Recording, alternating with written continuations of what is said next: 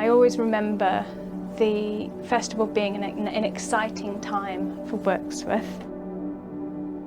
It is one of the most astonishing things, really, the way that the whole town comes together. Being able to experience art without leaving where we lived was really, really amazing.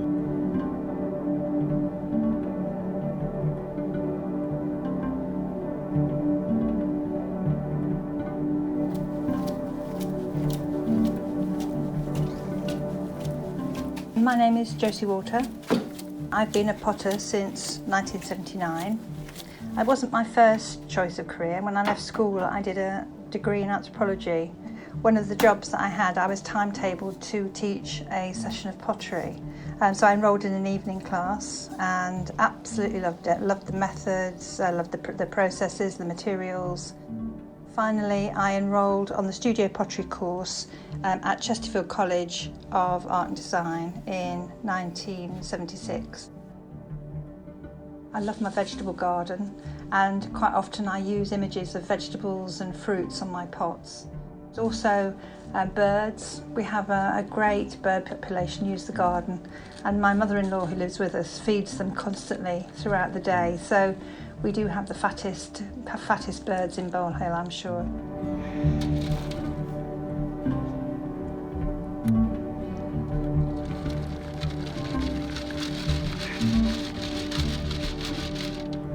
So my name is Jeff Litherland. I'm an artist, lecturer and one of the co-directors of Harlem Art Space. My artistic practice is focused primarily on painting. During the initial lockdown period, I didn't have access to my studio at Harlem. So like many people, I did a lot of digging and planting in the garden. And it's something I always find so sort of calming and centering. Since I moved to Wirksworth, I've been growing my own flax in a field nearby and learning how to weave and create these patterned canvases to paint on.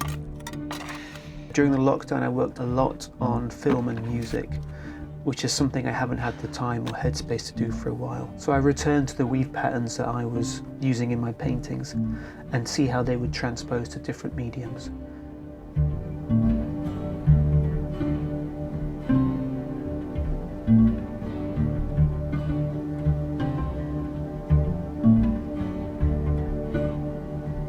I've enjoyed spending the lockdown making more work, because I've not been able to do my other work, so I've been able to do lots more artwork. And I wasn't sure what to do, so I got out some old drawings, and there's an old drawing I did here from a couple of years ago that I really liked, and I wanted to take it further and make it into a sculpture. It's kind of a bit like puppet making, which is quite unusual. I don't normally work in this way. And I've used wood to carve, and I've used polymer clay. The little kneecaps are made out of old piano parts. All the legs and the arms will be made out of just spindles from chairs. So there's a lot of recycling going on as well, and just a lot of playing and fun.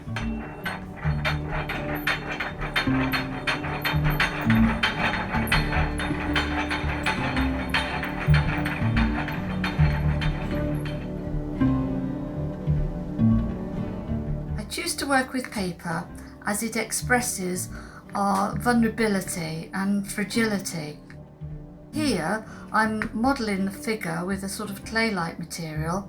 When I've completed this figure, I'll then make a mould from it. I then use PVA and tissue paper, which I paint into the mould. I remove the figures from the mould, and that's a finished figure when I've finished working on it. I then work on the paper figures.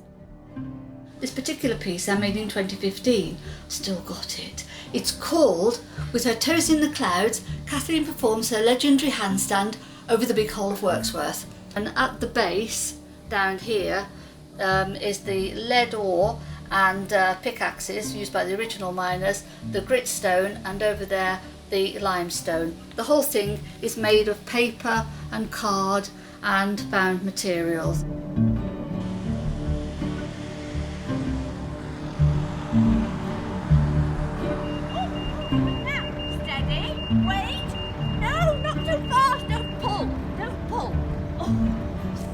My name's Lou Jeffrey. I'm an ex-actress, and photographer. I've been enjoying both those activities during lockdown and have been keeping very busy.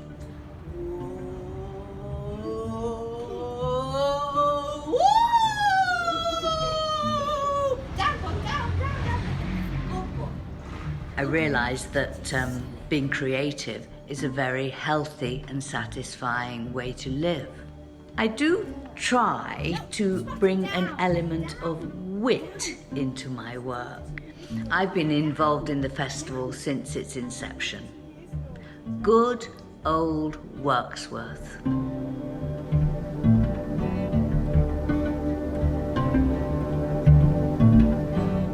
I can remember the first pot I ever saw that wasn't the sort of ordinary domestic pot that you get at home. I found it in a book. I'd be about 13 or 14. There was this small image of a pot which I just became fascinated with. I kept going to this book and looking at this thing, not really knowing what it was. It was the colour I was fascinated by. It had got lots of gingers and greens and warm red colours in it. I also, from about the same age, I used to collect, or I still do collect, shards, bits of old pot that you find in fields and riverbanks and stuff like that. I've done it all my life, and I'm sure that they must have had an influence on the work that I make now. Just the colours that you see on there and the way of working that the old potters had, I find quite fascinating.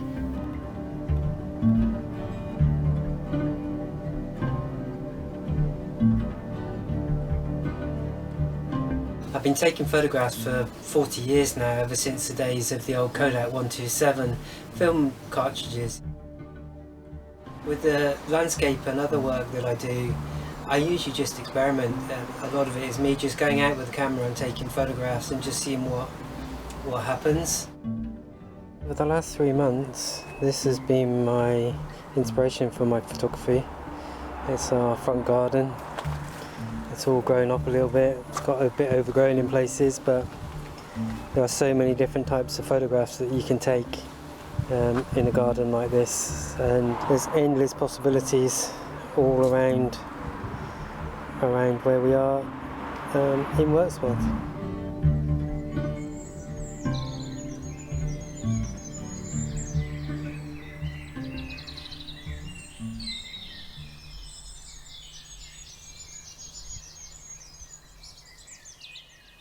Well, my working process, such as it is, begins with a walk down to the bottom of the garden, to my shed. I don't like calling it a studio particularly because it is very obviously a shed, a lovely shed. My work gives me an excuse to collect old postcards and photographs. This little postcard was sent from Leeds to Hyde on a Sunday in 1921. Dear Bess, I am delighted you are going to send me a batch of photographs for me to choose from, and I would like to keep. I often thought I would like to see them, but did not like asking. Katie. I think that throws up all sorts of questions as to who these people were and what they went through, and this is what I tend to think about, and what my work tends to be about anyway. I began working this way when I first saw this photo.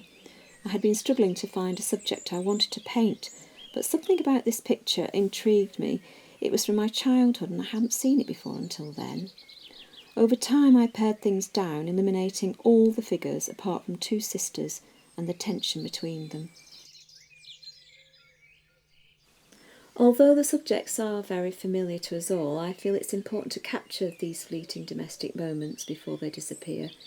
In a way I want to stop time. I can't find the words for what it is, this second before something happens, and that's why I paint.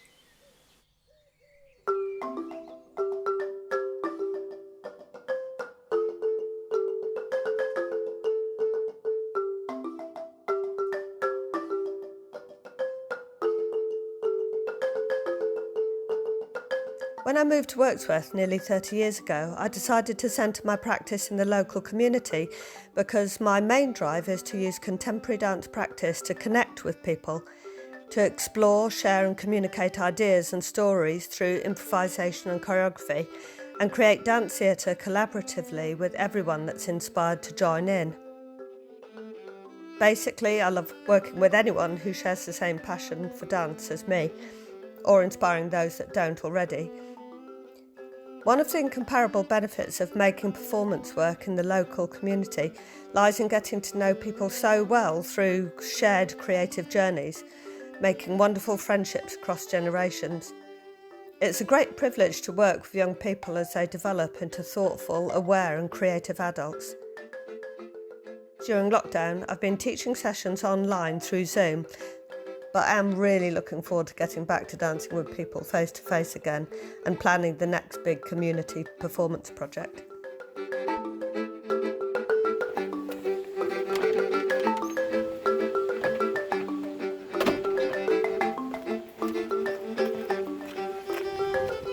I'm a cabinet maker and joiner based in Wirksworth. My workshop's in an old narrow tape mill next door to our house. I've been there around 17 years now. A lot of my work involves making cabinets and fittings for people to store things in. But I also make kitchens and some freestanding furniture, along with a whole range of other things. I'd say the aspect of my work I enjoy the most is working with large three-dimensional puzzles that have to be made to work both visually and practically. There's a lot of satisfaction to be got from seeing people's responses to things as they become complete in their house.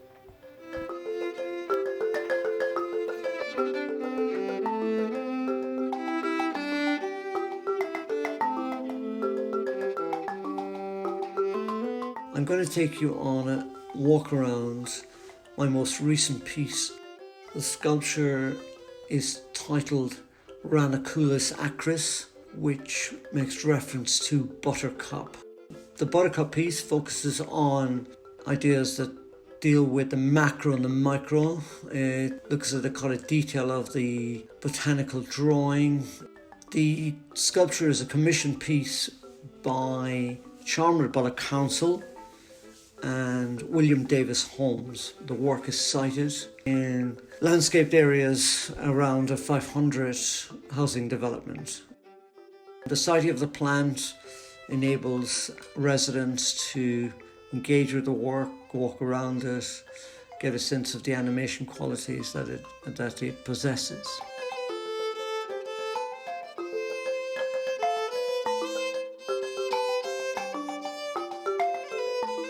I'm Val Carman. I live and work here in Wirksworth.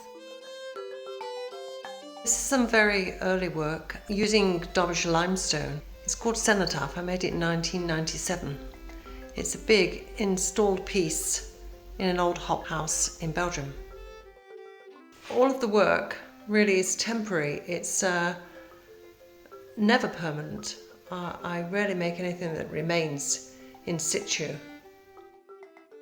During lockdown, I've been struggling with work, to be honest, but I have finally found some direction, and I've been looking at the Japanese aesthetic, which is both beautiful and very calming.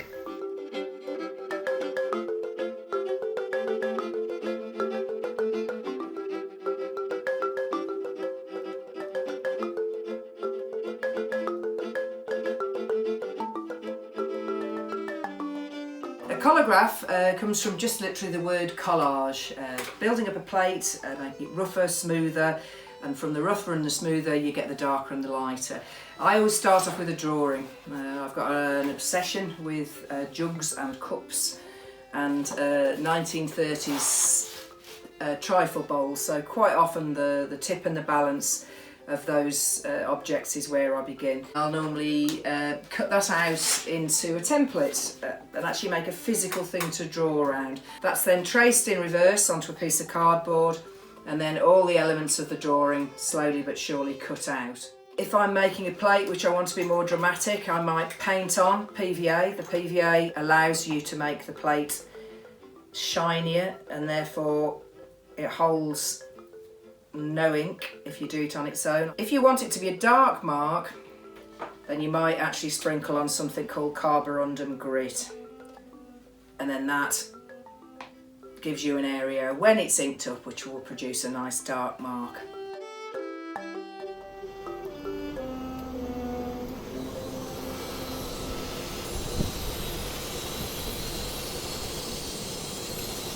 I'm Owen Cunningham and I'm a steel sculptor.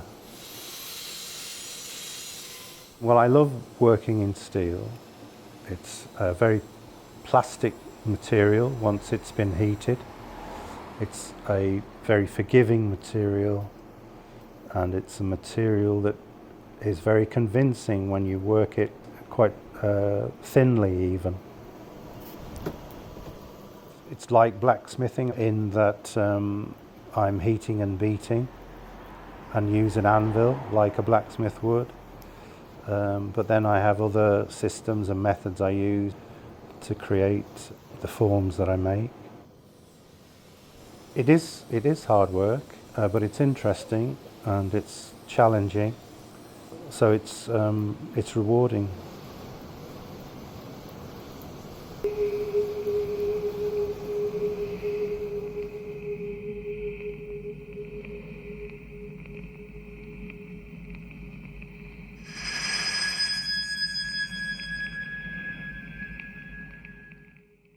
I make quite long pieces of slow music, often with a visual accompaniment.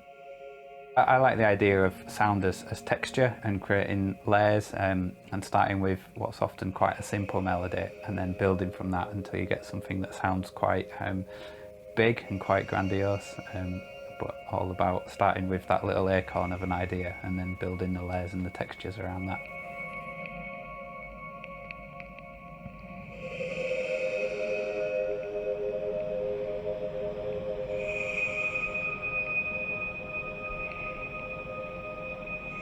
As an artist, my practice has been mainly in printmaking, which travels into installation and projection. Light and the way it behaves is really important. Usually I will obscure an image with different kinds of antique or reclaimed glass, or by overlaying projection, or by making a reprint, so that a viewer isn't seeing the first iteration of something. It's always been through a series of processes, and the point of putting it through a series of processes, to me, has to do with the way that we remember images, the way that we think of images in a more dreamlike or remembered state.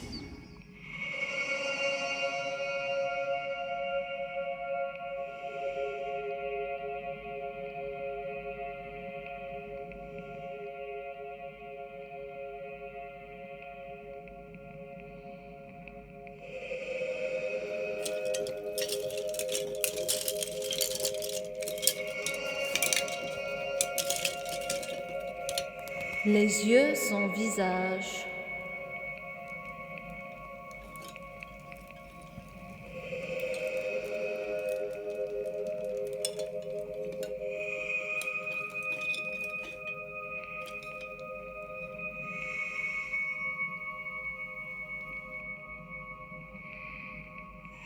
I paint, and I like to make things out of clay and stones and whittle wood, stuff like that I have found on walks from native trees.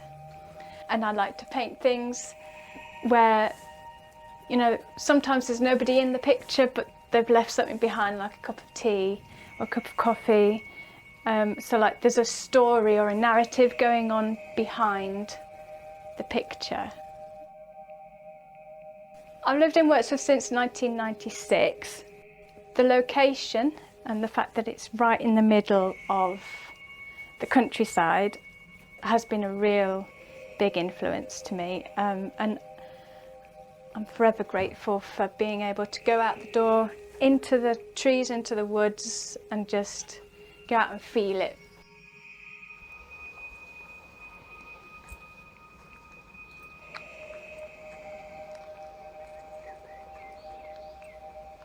I've always found that walking provides me with the kind of headspace I need to switch off and to be able to absorb my surroundings. So when I'm out in the countryside, it's probably the only time truly that I relax. Both walking and painting are probably times where I can focus.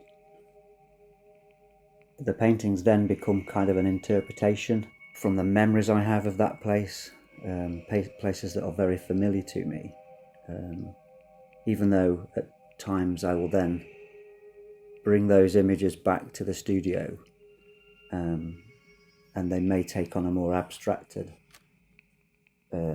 view of that landscape. It's the way that I can kind of work between being out in the field and back in the studio.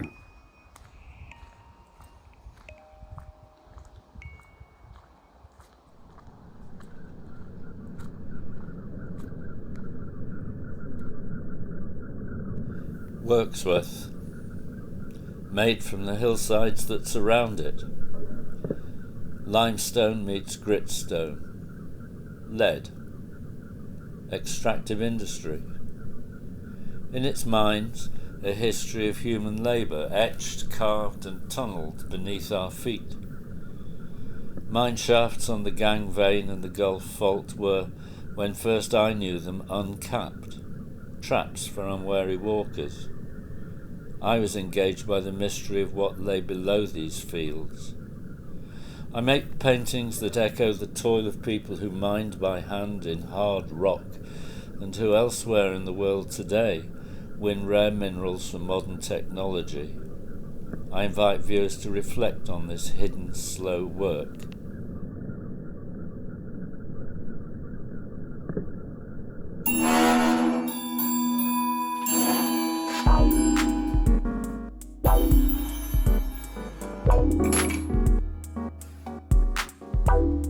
Having originally studied engineering when I left school and then gone into ceramics, and then for the last 40 years made kinetic sculptures, I've just had this idea that I might try and make a coil pot in steel.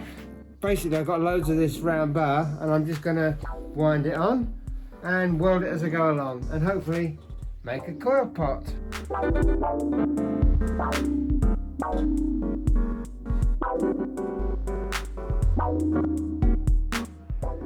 Yeah, right, well this is taking a lot longer than I anticipated.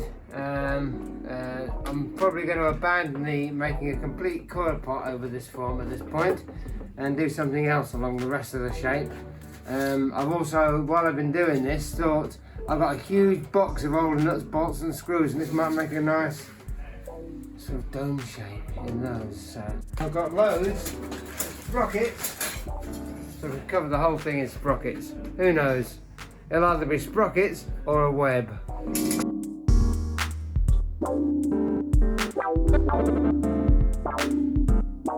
We are now in lockdown and I wanted to really make the most of my time because I feel this is a precious moment in a way, never to be repeated. So I'm going to revisit some of the materials that I've really missed using, that I started to use way back when I went back to university and I was developing my ideas. I started with ceramics and slip cast bone china, so I really want to get back into it. I want to get hands-on again. Although I'd got some ideas of where I wanted to go, I tried not to have too much of a fixed idea, so I sort of almost let the process dictate a little bit as to where the design was going and how it was going to work out. Just over in the studio here, so I've stolen some bits. I'm just going to have a little bit of a play.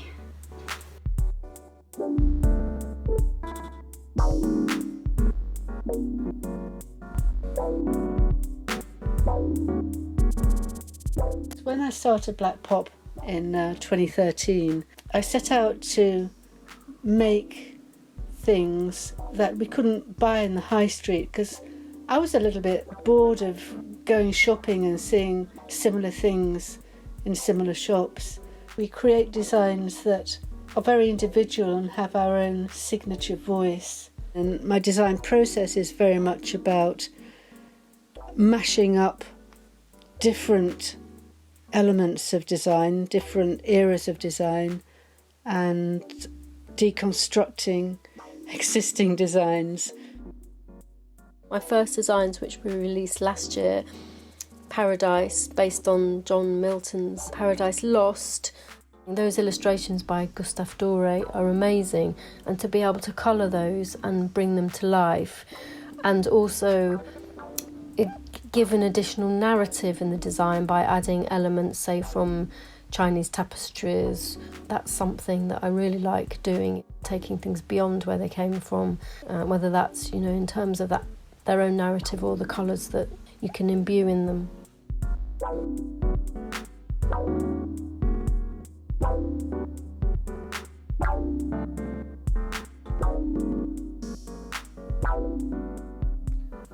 At a social gathering some time ago, I thought a man greeted me in a rather over-familiar way. He caught my reaction and was quick to say, "Oh, no, I bought one of your paintings and I live with you every day." People that own my work tend to treat me as a familiar. It is interesting to me that whilst a painting is still in my studio, I can make amendments to it. Once it's sold, I can't alter it in any way. The owner views it from their own history and experience. My responsibility is to offer the clues to the understanding of the work before it leaves the studio. I've not felt inclined to work in my studio during lockdown. What I have been doing is having a dialogue about how an idea for a work of art develops, its history, its triggers, its voice, its place, its time and its measure. The analogy between that and how Joan, an ex-student of mine, now tells me she kept me as a touchstone in the intervening years, to me, this is humbling, as an artist and as a teacher.